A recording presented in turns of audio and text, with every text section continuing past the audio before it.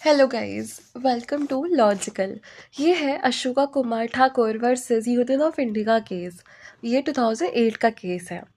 आइए इसका बैकग्राउंड देखते हैं। तो 2006 में गवर्नमेंट ऑफ इंडिया ने सेंट्रल एजुकेशन इंस्टीट्यूशन रिजर्वेशन इन एडमिशन एक्ट पास करा।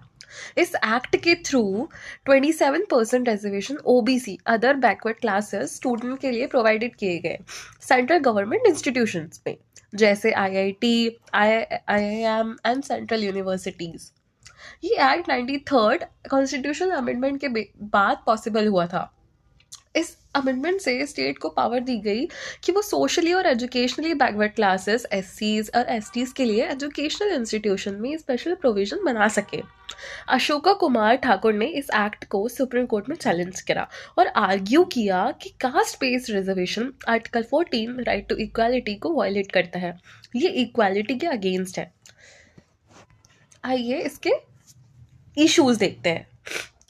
तो कोर्ट के सामने 4 मेन इश्यूज थे। पहला, वैलिडिटी ऑफ 93rd अमेंडमेंट। क्या 93rd कॉन्स्टिट्यूशनल अमेंडमेंट खुद कॉन्स्टिट्यूशनल है?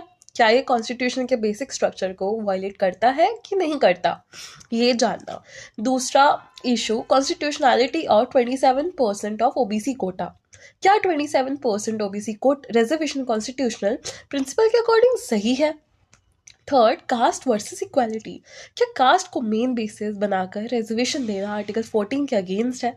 चौथा, एक्सक्लूजन ऑफ क्रीमी लेयर। क्या ओबीसी कैटेगरी को के इकोनॉमिकल और सोशली एडवांस लोग क्रीमी लेयर को रिजर्वेशन से एक्सक्लूड करना चाहिए? आइए देखते हैं इसका decision.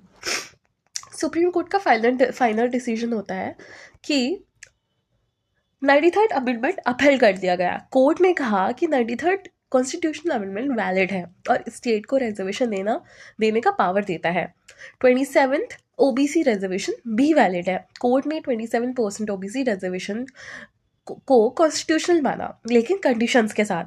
Creamy layer exclusion mandatory. सबसे इंपॉर्टेंट बात, कोर्ट ने बोला कि क्रीमी लेयर को रिजर्वेशन का बेनिफिट नहीं मिलेगा, सिर्फ जनरली बैकवर्ड लोगों को ही बेनिफिट मिलना चाहिए। Reservation is equals to substantive equality. Court ने क्लैरिफाई किया कि रिजर्वेशन इक्वालिटी का वायलेशन नहीं है, बल्कि ये रियल या सब्सटेंटिव इक्वालिटी अचीव करने का टूल है जो हिस्टोरिकल डिसएडवांटेज को करेक्ट करता है। ये जजमेंट ने इंडिया में रिजर्वेशन का लीगल फ्रेमवर्क स्ट्रॉन्ग करा। कोर्ट ने कंफर्म किया कि क्रीमी लेयर प्रिंसिपल एजुकेशन पे भी अप्लाई होगा, सिर्फ जॉब्स में ही नहीं।